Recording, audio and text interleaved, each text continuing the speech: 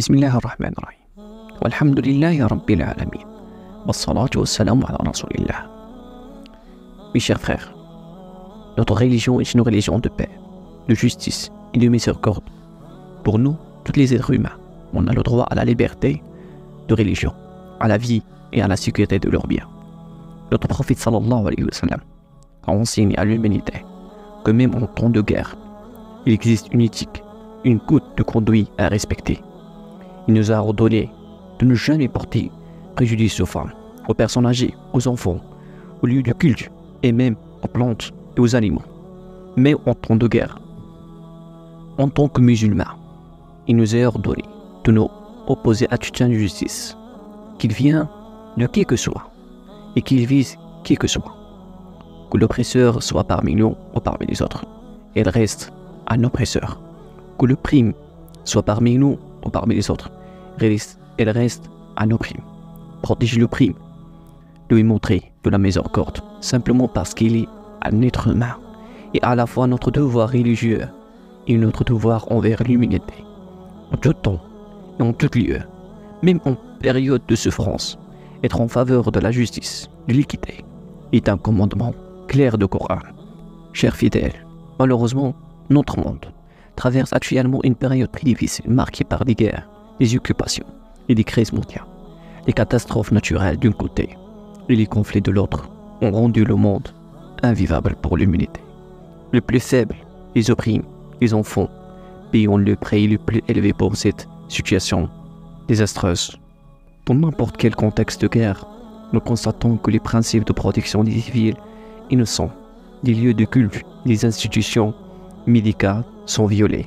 Les mosquées, les églises et les synagogues, ainsi que les hôpitaux, les écoles et les zones résidentielles devront être préservés en vertu des principes de protection religieuse et légale. Nous rejetons la violence et le terrorisme contre les civils innocents. De même, nous rejetons la punition collective des Palestiniens. Des besoins humains fondamentaux tels que la nourriture, l'eau, les médicaments, l'électricité et le gaz ne doivent jamais être refusés, quelles que soient les circonstances. Les droits de l'homme, la pérennité de droits et d'autres valeurs similaires doivent être respectés. Il faut éviter les deux poids, deux mesures. Il doit être une règle fondamentale et indiscutable que les civils innocents ne doivent pas être blessés, quelle que soit leur appartenance. Chers croyants, malheureusement, ce sont les bébés et les enfants innocents qui payent le plus cher le prix des objectifs politiques. Devant cette scène déchirante qui nous brise le cœur, nous nous rappelons les paroles du Coran, les paroles d'Allah subhanahu wa ta'ala, quand il dit « Et qu'on demandera à la fillette enterrée vivante pour quel péché elle a été tuée, et quand les feux seront déployés, et le ciel est croché, et la fournaise attisée, et le paradis approché, chaque âme saura ce qui est là présenté. Il est indéniable qu'en dans l'au-delà, qui suivra cette vie terrestre, tout le monde rendra compte de ses actes. La justice ultime sera rendue. En cette période où toute l'humanité subit des épreuves, la plainte de l'opprimé ne restera certainement pas sans réponse.